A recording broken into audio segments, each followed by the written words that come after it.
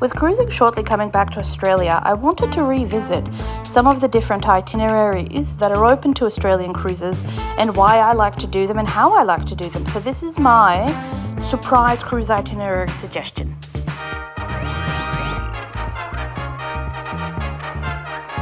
A surprise birthday cruise is incredibly difficult to execute because it requires a level of commitment from a lot of people, and what I like to do is also just jack up the excitement by constantly teasing out the idea of you're getting a surprise birthday thing, but I won't tell you what.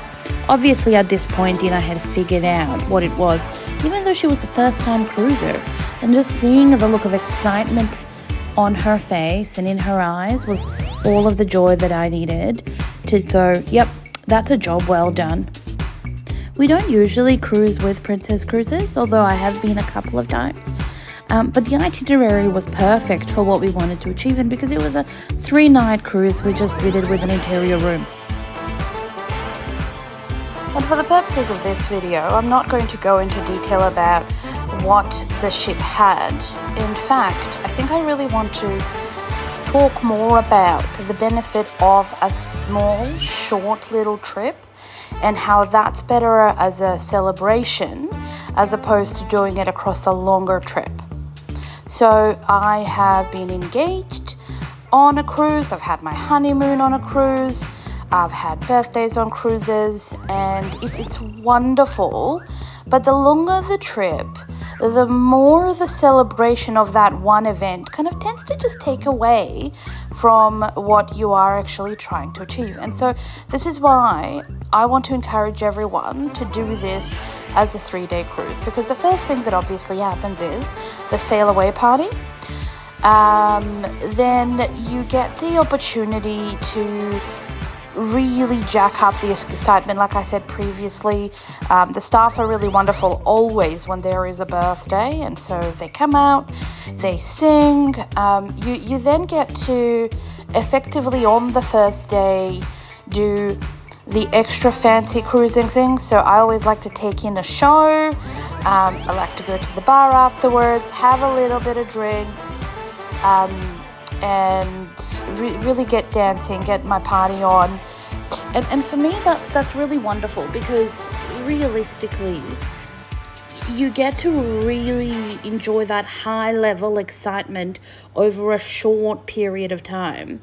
And Princess Cruises does the nightclub experience, in my opinion, better than any of the other cruise lines. The next day you wake up, it is a perfect dawn. You sleep in, you go, you have some of their fantastic breakfast spread, you get to explore the different food options, you take an exercise class, and you kind of start connecting with all of the experiences that you can now do, more daytime experiences as opposed to that party vibe and feel. So we like to go to the main dining room for lunch, usually on our second day. Now the atmosphere tends to be a little bit more relaxed. There isn't any pressure to keep celebrating or partying because you've just done that the night before, and you're really getting into the swing of the cruising experience. The main dining room, in my opinion, is a must on every cruise. I'm actually a little bit sad about the cruises that don't have a main dining room anymore. I feel like it misses out on a lot of the old worldly feel and charm of a cruise. We then like to take a gentle afternoon activity, because obviously Melbourne to Sydney, it's just sea days. The art gallery and the art auction for me ends up being quite a really nice experience. And you don't have to be an art critic to really enjoy looking at the exhibits, looking at the art, learning, sitting down, listening to them describe it. Don't fall for the sales pitch if you don't want to take any of it home, but it is nice to look at. Late into the evening, I like to go and just watch the outside, maybe meditate. It's usually on these shorter cruises in Australia too cold to actually go swimming, because obviously it's down towards Sydney and the weather isn't spectacular. We then have a much more relaxed dinner. So instead of having that pressure, you have a nice relaxed dinner and you go to bed. And this is really important. You don't want to party on your second night because you need to wake up at the crack of dawn on that third day. If you are coming in to a spectacular location, something like Sydney Harbour, which is one of the most beautiful cruising ports in the entire world, you want to be awake for that sunrise. And that's why that itinerary, just how I've set it up, I think is very much the best way of doing this.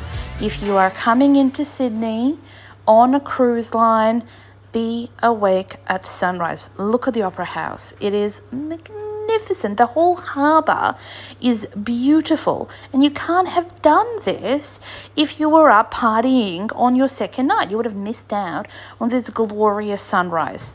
So I repeat the itinerary. It's really, really important because this is the way that you get to really double down on that experience. And if you're not Australian, Vegemite, just do the thing, right?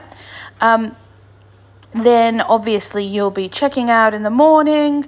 You'll get to spend some time at Sydney Harbour, and then you continue on your day.